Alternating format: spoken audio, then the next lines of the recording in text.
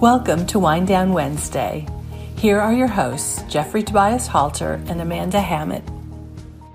Well, good afternoon and welcome to Wind Down Wednesday. This week, we're talking about Transgender Awareness Week, and it's my pleasure to bring Ashley T Brundage back to our show. We're going to talk a little bit about her book, Empowering Differences, and the role each of us can play in creating diverse and inclusive workplaces. I'm Jeffrey Tobias Halter, and I'm going to shock Amanda today. For the first time in 50 episodes, I'm actually struggling with a cold and on some cold medicine. Amanda, I am drinking water to just kind of, cleanse and figure this out. So my cold meds are working. I'm probably a little nasal, but I have to come up with ways to shock you after a year's worth of episodes. I need a second here. I'm fanning myself for those of you listening and not watching the video. Okay, wow, that was a first. We have been through many a bottle of wine on this journey, but Jeffrey has never gone to the water. So wow, okay. I must be pretty sick. Exactly. All right. Well, today I'm going to make it a double. I'm also drinking water. I've got to rehydrate. It's been, it's just that time of year where the crud is floating around. So there you go. But I don't want to talk about crud. I want to talk about our guest, who is amazing. And if you did not see the first episode with our guest for today, Ashley T Brundage, go on back to October, check out her episode then. And we spoke with her about her work and the skills that managers really need to lead today. So Ashley is the founder and president of Empowering Differences. Her personal story of inclusion it's inspiring, you guys. You just go listen to it. Beginning when she decided to self-identify during job interviews as a male to female transgender woman, she fought through homelessness, discrimination, and harassment to find employment as a teller for a major US-based corporation.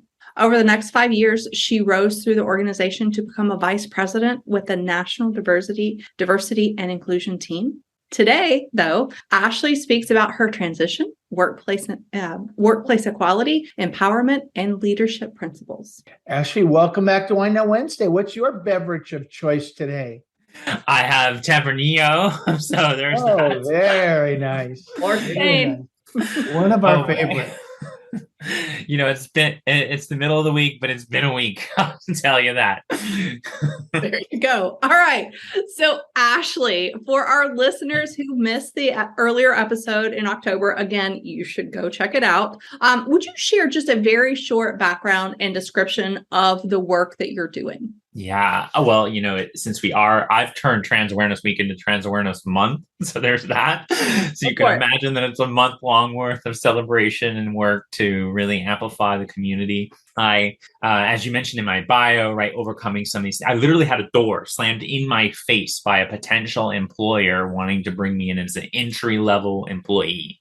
And that's when I realized that, wow, I'm going to need something really strong to break through this kind of stuff that I'm navigating. Having the cops called on me from job interviews, I got a trespass warrant issued.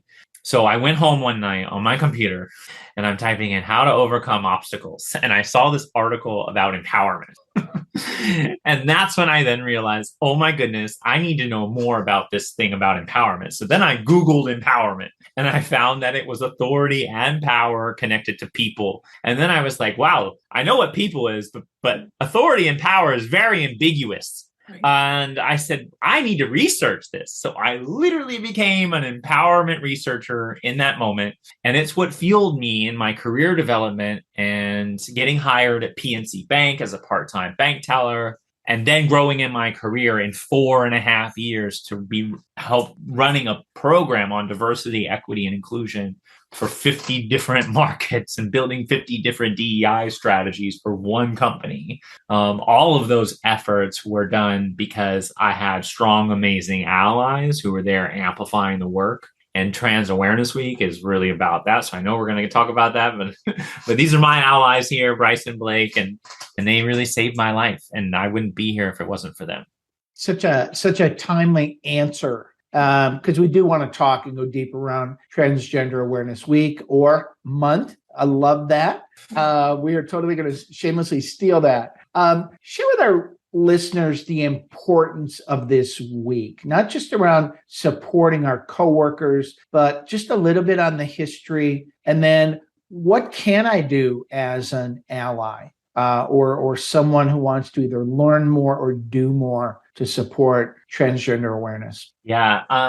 Well, it actually started from Transgender Day of Remembrance, which is annually on November 20th, which started from the murder of Rita Hester. And so this turned into a really somber moment for our community. So then GLAAD, and I served for many years on the National Board of Directors for GLAAD. And GLAAD then created Trans Awareness Week as a way to amplify trans voices. And bring awareness to their work, bring awareness to the amazing efforts of trans and gender expansive people.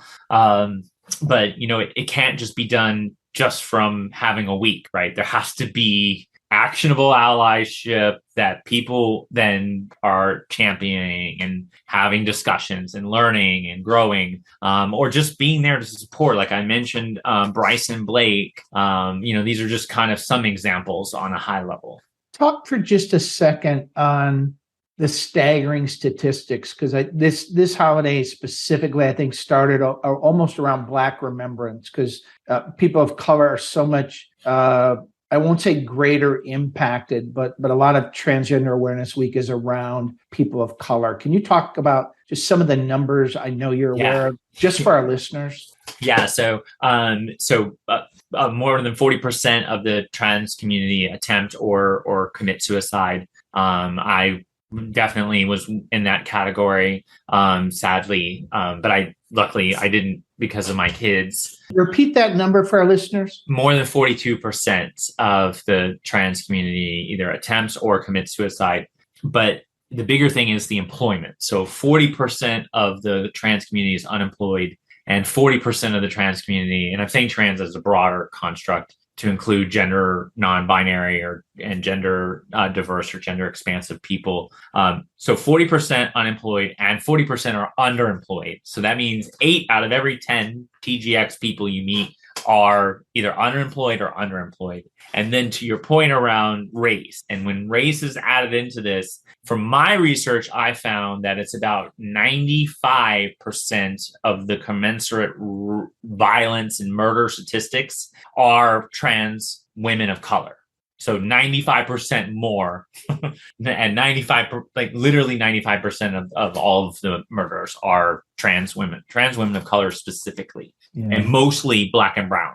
Yeah, the silence is deafening, right? I mean, this is why this work is so important. It's why everyone should literally right now think about how they can be an ally. And sometimes it can be just as simple as amplifying someone's work or someone's voice. If you literally go on, the computer or your phone and you type in hashtag Black Trans Lives Matter, and then you follow the first 10 advocates you see doing amazing work in this space, you're going to actually literally amplify their social media following, which will bring more influence to their work.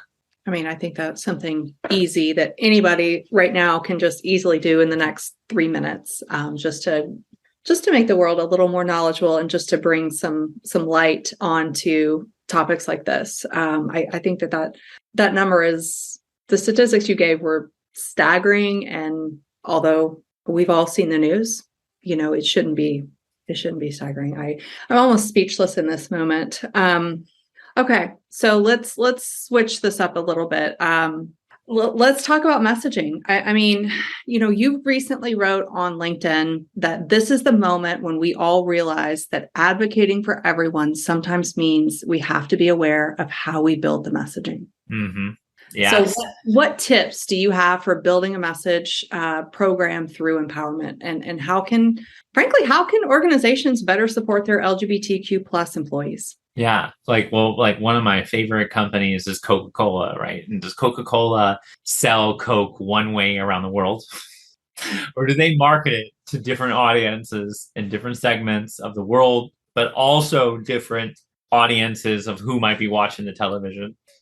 There's a lot of strategy that goes into building a commercial for the Super Bowl versus building a commercial for the Grammys. Right? So like when you think about it to that construct, like why is it that we as a DEI community, diversity, equity, and inclusion, think that it's okay to just market one way and say, oh, this is DEI, you can DEI, whatever you want to call it. We want you to sign up. When the first word is diversity, you literally could potentially ostracize a bunch of people who might be thinking that they're not diverse. But what is the actual inherent definition of diversity? It is the presence of differences that make us each unique. So why we use the word diversity is beyond me. I literally cannot stand it. That's why my whole company is branded on differences, because there are common things that we have that are different, that make us unique, that ultimately can bring us together. So if you're sitting in an organization or doing whatever it is that you do, even if you're shuttling kids to and from school, and I've had the pleasure of doing that, you still have interactions with other humans.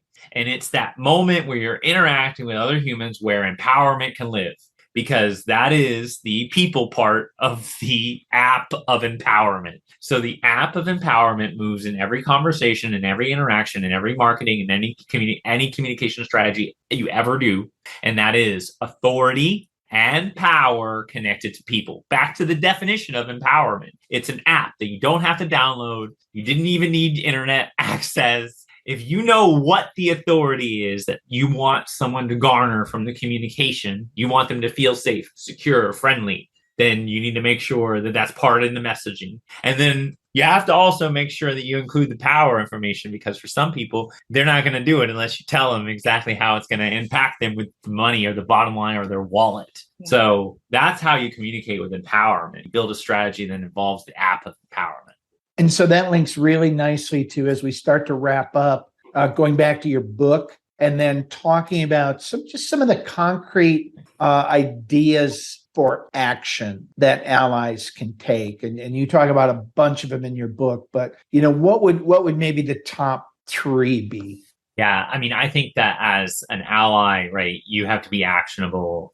For trans and gender expansive people. Access is going to be number 1. You have to create access points. I had a scenario where there was an HR director was telling me, oh, well, I want to hire TGX people, but how do I get all my recruiters to feel that way? And I said, well, then you haven't done a good enough job with the messaging again. Because if you were to tell them that they could hire someone who would literally probably have statistical data behind why they can communicate across the genders because they've lived across the genders, and then you presented to them in that light of, hey, this is an opportunity where you can hire somebody who literally has lived experiences across the gender continuum, and that makes them a better communicator, and better, you start realizing that someone's physical attributes actually helps them and helps drive the bottom line. Oh my God. Another one I'll probably throw out here. Well, I mentioned the other thing about following advocates in the social media. I think that that's something super easy. I pivot back to that one. And the third thing I'll say is probably pronouns. People they're like entrenched in this whole pronoun world, thinking about how bad it is. But really, pronouns is something that can benefit anyone in the organization. Don't ever make pronouns about the trans people, especially during Trans Awareness Week or month, okay? Because then it's a marginalized community who now is getting the blame for someone having to go in and change their email signature template. And the last thing we want to do is blame the marginalized community for something, when really, if you think about, I have really good friends, Kelly and Kim, who are males who get misgendered all the time. And then I have good friends, Riley and Sam, who are females that get misgendered all the time. And think about how that slows down productivity at work. So now you're thinking, wait a minute, there's such thing as an unconscious pronoun. So if you're listening to me today, do you know that I use she, her pronouns just by hearing me on the podcast? If you're watching on the video, yeah, you definitely can sense that I use she, her pronouns, but how do you know? So an unconscious pronoun already exists. So if you can break down that, then you can actually drive more revenue impact for the organization by increasing productivity for everyone. All right. So I got to ask one last question for me. What's next? Oh my goodness. Well, I know I'm going to be hosting lots of empowerment themed events. So that's always a fun thing. And I host a conference every year called the Voyage of Empowerment. So you definitely want to come. Next one's going to be September 16th through the 21st, 2023, sailing from New York to Bermuda. So I know you want to come to that. Just for everybody, it's on a cruise ship. Yeah. For a week. So I want you to know. I already met with the Travel and Tourism Authority for Bermuda. They're super excited to welcome everyone, regardless of any of your differences that you have as a human. They want you there. I love it.